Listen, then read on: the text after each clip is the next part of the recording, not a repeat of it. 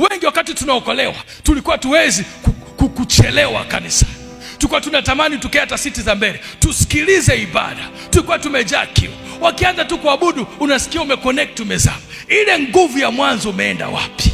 Natangaza neema ya kurejeshewa ile nguvu ya mwanzo, ya kurejeshewa ile kiu ya mwanzo, yale masafa ya maombi, ile nguvu ya kushuhudia, ile nguvu ya kushauri, ile nguvu ya kuwapenda wengine, ile nguvu ya kuwajali wengine. Pokea maradufu katika jina la Yesu.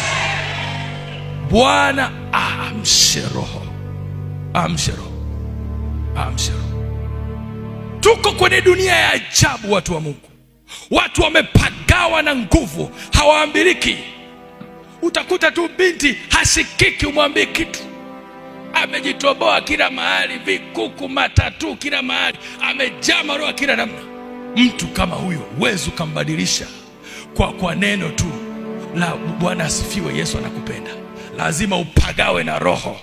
Ukikutana naye hakuoni wewe, anaona uwezo wa Mungu ulio ndani yako. Ukikutana naye haoni maneno yako matupu, anaona mguso wa nguvu za Mungu ndani yako. Ifike mahali hata watumishi kwenye nyumba ya Bwana tukubali kupagawa kwanza na roho, ndio tuingie kumtumikia Bwana. Bwana Yesu asifiwe sana. Tunamwabudu Mungu, pepo zianze kuachia watu. Piga keyboard, piga drums, anapiga. Pepo akisikia tukishindwa anaachia, kwa sababu huyu mtu apigi tu drums, anapiga akiwa na uvuvio wa nguvu za roho. Kama vishindo vya wakoma vilifukuzisha washa, sembuse drums ndio tusumbua mpaka masikio. Kwa nini eleti matokeo kwenye nyumba ya Bwana? Piga keyboard, amevuviwa na uwezo wa roho wa Bwana.